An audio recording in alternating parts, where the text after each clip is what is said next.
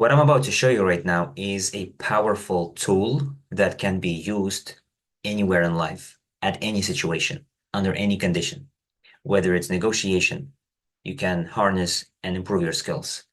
Whether it's a friend, whether it's a colleague, whether your work, whether you, in any moment or situation in life, you can decide how to handle any statement, any objection, anything that is being said to you.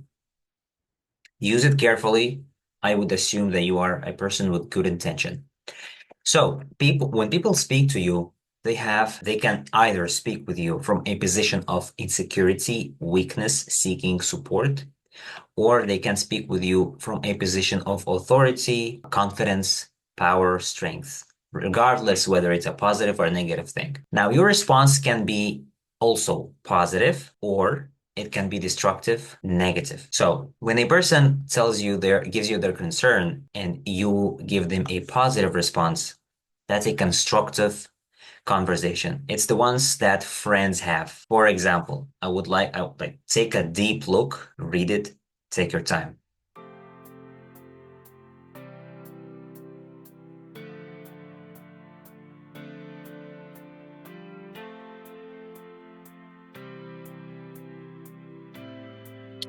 So the purpose of this is to build rapport, encourage growth, and emotional resilience.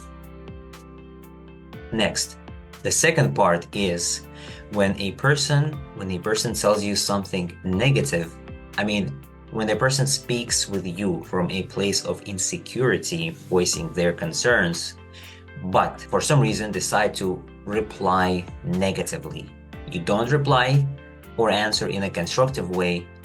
It's called provocative conversation or provocative answer.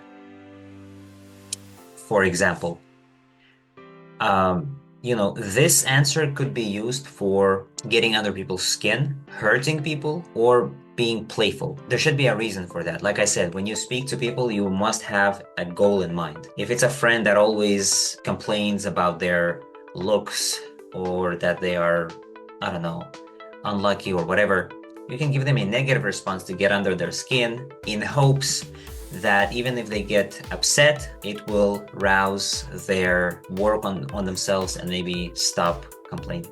So those are some of the examples. I also want you to take a careful and deep look.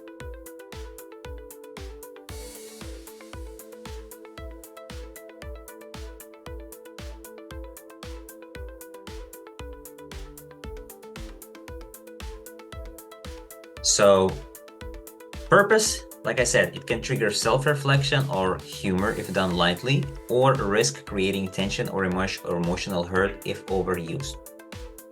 Okay, so this is the first one. The second type of communication is called, it's like a constructive, but it will be like a coexistent, like guru-like. For example, if people tell you something from a position of strength, like positivity, hope, right? And you answer, and you give them a similar answer. So let's say you are learning English, you're learning Spanish, your friend says they want to learn English, and you say, hey, we could actually cooperate. So those are some of the examples for this type of conversation.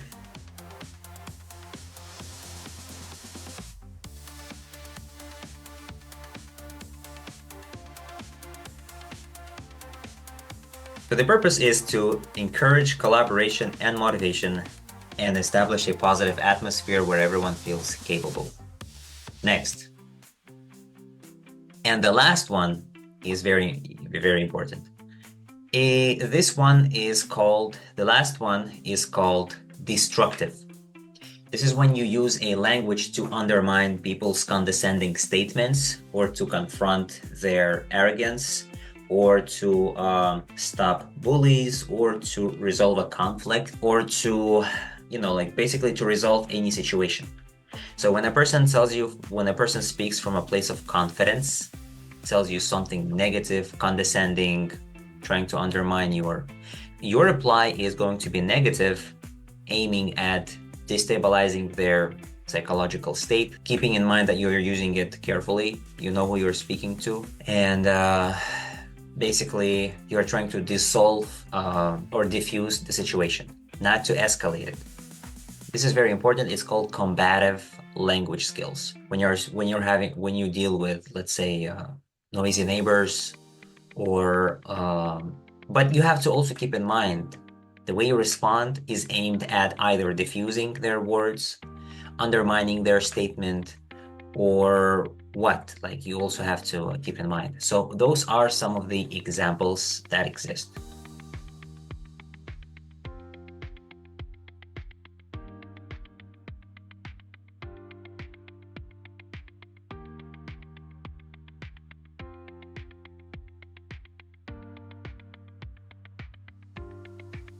So purpose is used to disarm or confront arrogance and should be used carefully to avoid escalating conflict.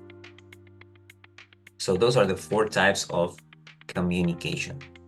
Now, we have the next part. The next part is 14 sleight of mouth language patterns. So first of all, before we go to the linguistic patterns, let's exercise with those statements, guys. I want you to give me an answer so that you practice your conversational skills, your negotiation skills. So let's say, imagine a friend of yours says the system is rigged. And they always keep saying that. And you don't know what's their purpose of saying that. And so your purpose to end this from happening again, or you don't want to hear it again, or maybe you're fed up. So you can use a provocative answer. You can say, yes, not only is it rigged, you are fucked. You basically say that. I mean, in a, just giving them a taste of what they spread. Statement number 2. Or maybe you have a different answer. Maybe you have a different answer, guys. Please let me know in the comments. If people tell you that they are terrible at speaking in front of other people, so it's a position of, so it's either, look, if it's said from a position of weakness or insecurity, you can conform them as a friend. No, it's okay, first time is always, but if it's an excuse and they say it from a position of confidence and they're basically saying that as a rhetoric thing, as an excuse, then of course you can undermine this statement and you can basically say that's a solid excuse for someone who wants to rot in this in his comfort zone and stagnate, stuff like that. So you can get them the negative response to undermine their sentence, but also to highlight the truth that you see. And this is exactly where linguistic patterns come handy. I used this language pattern, which is meta-frame. So meta-frame is basically calling the bullshit as you see it. Imagine you are the hermit, the grandfather, the wise man. You know the truth, assuming you know the person well, and you can basically see through their bullshit and you can say it as you see it. You can call it as you see it, right? That's a great excuse just to keep rotting in this comfort zone that you have. Keep going, don't stop, right? Or when people, when you try to warn them of something that they are yet to realize or yet to uncover. So you are like warning basically some people. That's the language that grandparents sometimes use. Maybe unknowingly, they don't know these language patterns exist. Robert Dilts have discovered those linguistic patterns, and this is basically everything that people use. And those linguistic patterns are the language of residents. That's what residents use to convince people, to deliver the message, and to sound charming. They mesmerize people. So let's say the next sentence we have is a person tells you that everyone always criticizes them. Now you can use a different linguistic pattern. Let's use, for example, chunking down. You can use it and it will be, Also, guys, when you use chunking down, you use chunk down in any way. So, for example, let me give you an example. So, for example, they complain that everyone criticizes them. Chunking down here, basically, from a positive perspective, is going to look like, tell me how exactly are they criticizing you? How can you be sure that it's always you or always the criticism? You know, like you're trying to channel their thoughts and telling them, like, how exactly did they know it? You are the victim, and you will be criticized. Daily and always. You are the victim, yes. Exactly. Or you can ask them questions. How exactly are you being criticized? Negatively, right? With a negative connotation. How exactly are you playing the victim here? Right? That's my opinion. Maybe you have a different way of answering.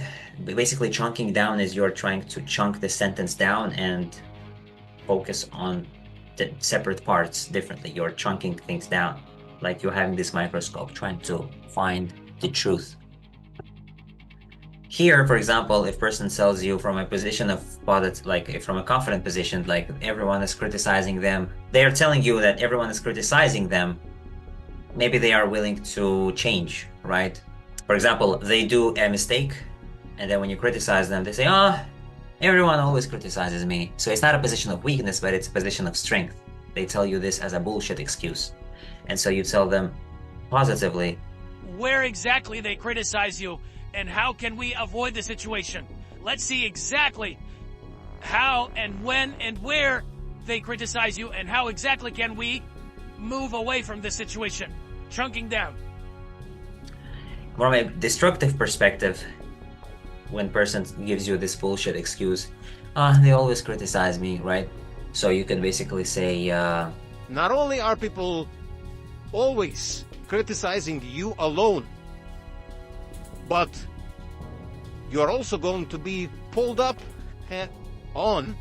You're going to be, or, you know, they're trying to pinpoint. But I'm just giving you an example, guys, for you to know. It's a very dangerous. When people say that that's just who they are and that they can change, you can use another perspective, another language. You can use redefine, for example. Redefine is basically you redefine what they say. So, for example, that's just who they are, that they can change, and you redefine it. You say, that's not who you are, that's who you want to be. That's who you choose to be. That's the language of politicians. They use this language very often. They change the meaning. It's not a war, it's a defense. It's not rudeness, it's genuine care. You know, it's not. Yeah, I think of making another video, guys, about the 14 language patterns, replying to all of those scenarios. Let me know what you think of this video, guys. If you liked it, that will be an incentive for me to know that I'm on the right track. You guys are interested in that and you want to know more. So thank you so much for today, and I will see you next time. If you're interested, guys, in human engineering, getting the cheat codes of the game of life, then I will be more than happy to see you in the school community. Just click the link below and check it out for yourself. I plan to make this community for $100. Since I say this right now, it means it's not yet. It's in the nascent stages, and if you join, you will be one of the first people to embrace and be part of this community. So guys, if you're interested in improving your communication, if you're interested in being more convincing, in being able to persuade, and knowing how to answer a question, a request, a blame, any type of thing, be sure to check School Community. I am sure you will love it, and it begins by understanding yourself. Understand yourself, understand your strengths, and by understanding your strengths, you'll be able to read people like a book. If you're able to read people like a book without bragging about it, you will be able to understand their weaknesses, and this is a dangerous weapon of itself, not speaking of the linguistic patterns that presidents use when they reply or talk to people. So guys, this is a really powerful tool that I'm sharing with you, but I'm sharing it with you to help you grow personally in your journey, to find your purpose, to understand better, and to basically protect your energy and be grounded. You will basically know who you are, your strengths, and what is it likely that you can or want to achieve in life. You'll get close to your purpose, to the thing you enjoy doing, and perhaps it will be the new beginning of the new journey or chapter in your life. Guys, I want to thank you so much for today. Make sure to check the school community that I run. I am sure you will love it. No questions asked. Thank you so much, guys. We'll see you.